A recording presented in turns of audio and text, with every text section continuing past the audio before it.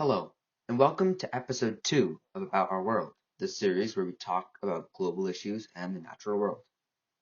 Today's topic is dinosaurs' evolution into birds.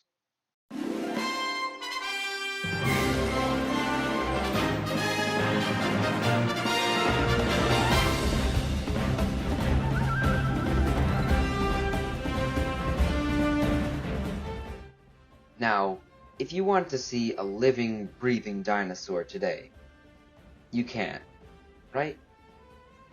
What if I told you that dinosaurs are alive today? I'm talking about real, documented dinosaurs. Where are these mischievous creatures who somehow survived the latest mass extinction? Well, for starters, they're everywhere.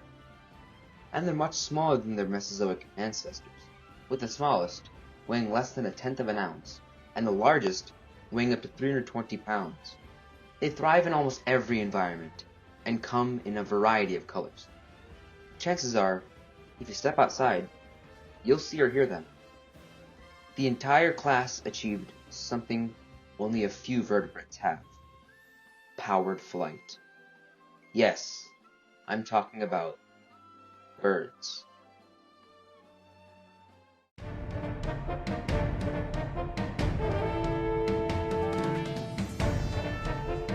Let's get one thing out of the way. Birds aren't descended from pterosaurs, the flying reptiles of the Mesozoic. Nor were pterosaurs even dinosaurs. The aves evolved directly from groups within the dinosaur clade theropod. Theropods include iconic dinosaurs like Tyrannosaurus and Velociraptor. But what you won't see from watching Jurassic Park is that many theropods were feathered, even as far back as the Triassic period, when dinosaurs first appeared. Feathers started out functioning similar to hair on mammals. These proto-feathers evolved from scales and didn't look very similar to today's bird feathers. In the early Cretaceous period, theropods like Sinosauropteryx were covered in colorful feathers, but not the flight kind.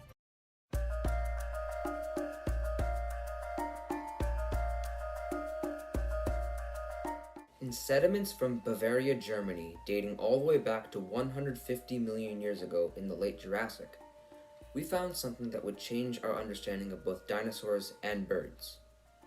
In 1861, we found Archaeopteryx. You might have heard of this animal before. Archaeopteryx was a transitional form between dinosaur and bird. It weighed only 2 pounds and had a wingspan of about 2 feet, making it about the size of a modern-day magpie.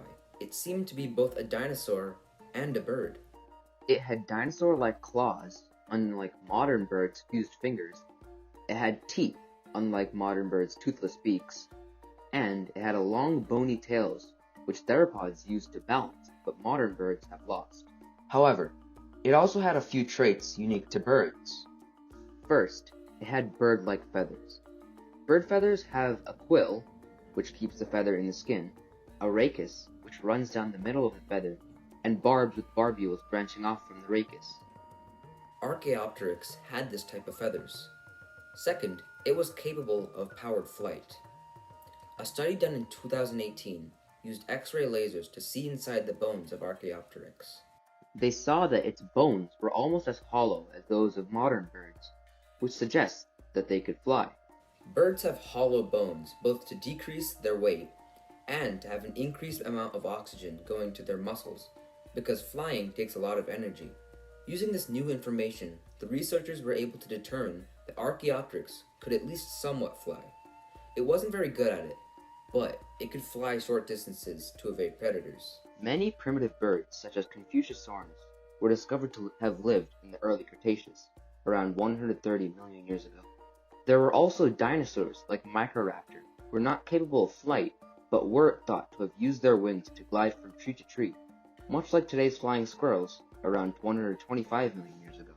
Being a bird must have been a good evolutionary strategy, because birds evolved many times from different groups of small theropods throughout the Cretaceous.